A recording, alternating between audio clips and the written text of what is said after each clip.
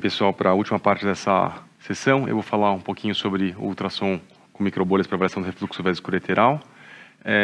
Não tenho nenhum conflito de interesse. Eu queria primeiro, brevemente, falar sobre os princípios técnicos. Então, só para quem não está familiarizado, entender o que é o ultrassom com contraste, a gente injeta microbolhas de gás na bexiga, no caso da urosonografia, para avaliação do refluxo vesicoureteral. E o que o ultrassom faz? A gente basicamente vai ter o ultrassom emitindo duas ondas, tá? Desculpas. Primeiro eu vou começar pelos princípios técnicos. Então, o que é o ultrassom com contraste, né? A urosonografia.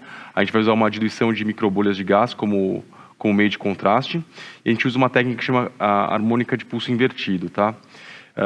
Basicamente, e agora eu vou falar da parte técnica, a gente usa as diferenças da resposta do tecido e das microbolhas para tentar gerar uma imagem com um contraste bem grande.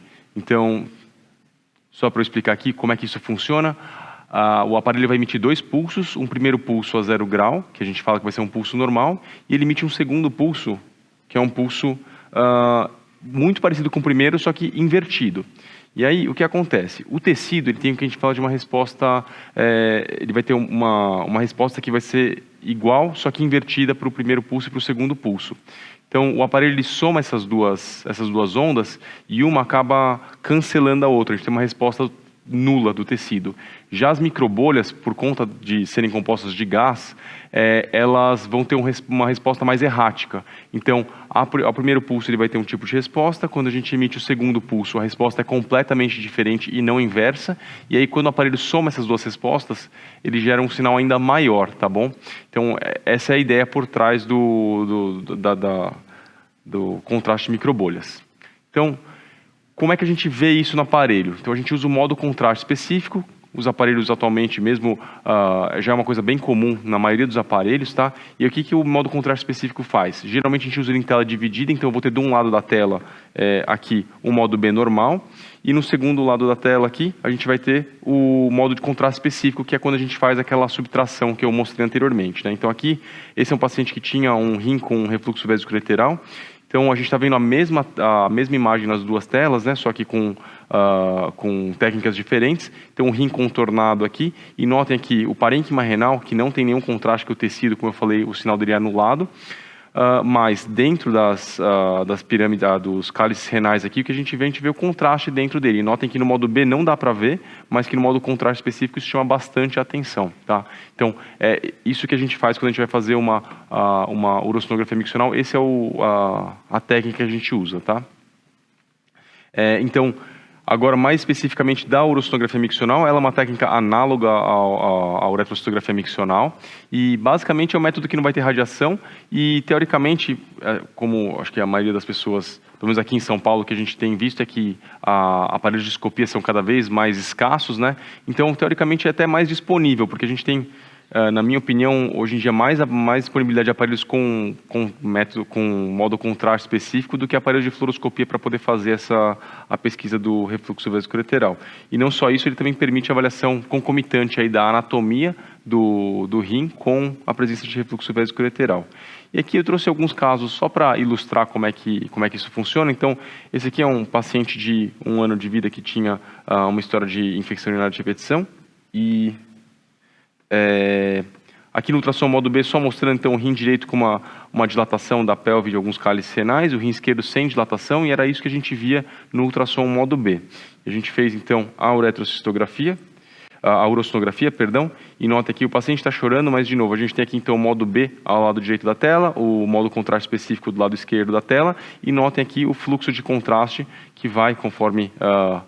lógico, o refluxo vesicoureteral é uma coisa dinâmica, né? Então, o contraste que estava na bexiga, ele vai subindo e escoa de volta para a bexiga, volta para o ureter, para a pelve renal e volta de novo para a bexiga, né?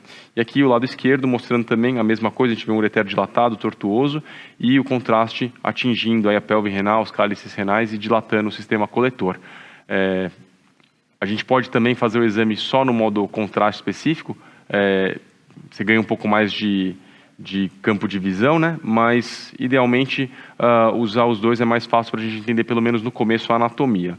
Esses casos que eu estou mostrando foram parte de um protocolo de pesquisa que eu fiz e tive aí uma oportunidade muito boa de trabalhar de ser orientado pela doutora Cris Chamas e pelo doutor Roberto Iglesias.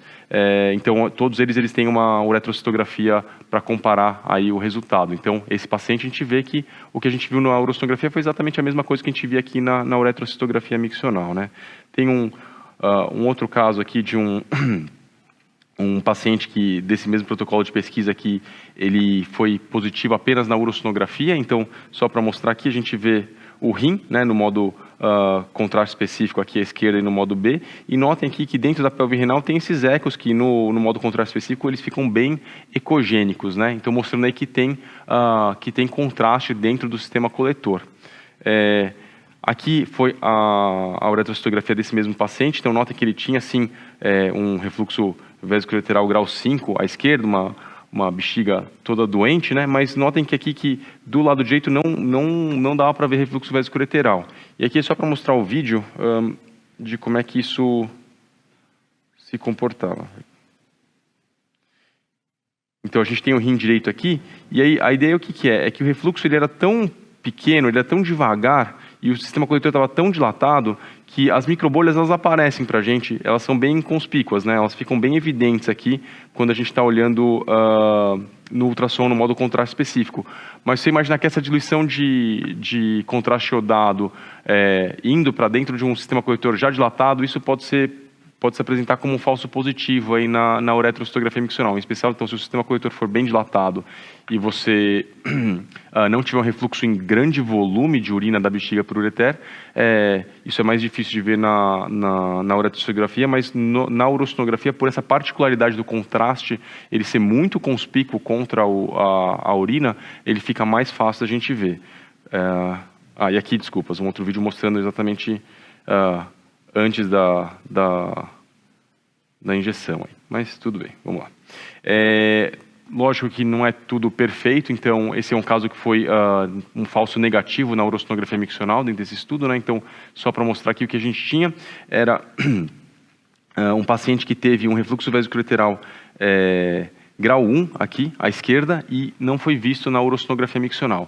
Aqui um ponto interessante, isso acho que talvez seja o mais importante aí do que eu queria trazer para vocês, é que esse paciente era um paciente mais velho, um adolescente de 15 anos, e ele não conseguiu fazer a micção dentro da sala de ultrassom, né? Então você imagina que no ultrassom estava eu lá fazendo o exame, e aí você obrigatoriamente tem contato com o paciente, e você conseguir fazer com que um paciente, especialmente um paciente mais velho, um adolescente, faça a micção espontaneamente com alguém que ele esteja encostando, uma pessoa que ele não conhece, né, um médico encostando o transdutor nele, isso é super difícil, pode ser super difícil, né?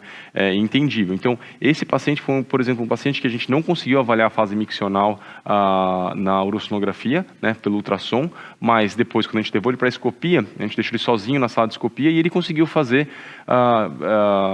conseguiu urinar sozinho na sala de escopia, né? E aí a gente pegou esse refluxo vesicolateral grau 1 aqui.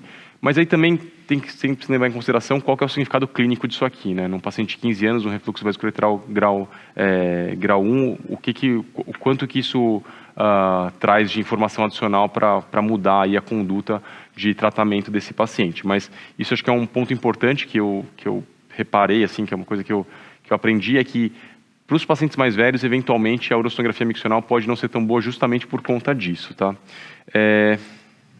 Então aqui, só para finalizar, eu queria trazer os resultados aí dessa pesquisa que a gente fez. Então, só para mostrar a comparação da urossonografia com a uretrocitografia miccional, mostrando aqui que a gente teve 58 verdadeiros negativos e 24 verdadeiros positivos aí, e a gente só teve 3 casos discordantes, tá? Então, desses 3 casos discordantes, eu mostrei 2 para vocês aí. Um deles foi aquele que foi um refluxo vesicolateral em volume pequeno para um sistema coletor já dilatado, que foi visto na urossonografia e não foi visto na uretrocitografia, e 2 deles foram exatamente um outro caso muito parecido com esse que eu mostrei, de novo, um paciente adolescente que não conseguiu fazer a micção na sala de ultrassom e depois na sala de escopia conseguiu fazer a micção.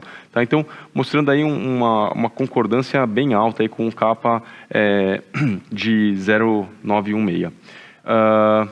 Aqui só para mostrar quando a gente considera os graus de refluxo, né? Então a gente graduou tanto a urossinografia quanto a ureteroscopia e mostrando aqui que tem um grau de concordância também quando levado em conta o grau do refluxo muito alto também com um tal B de Kendall de 0,911. Era isso que eu tinha para falar para vocês. Agradeço.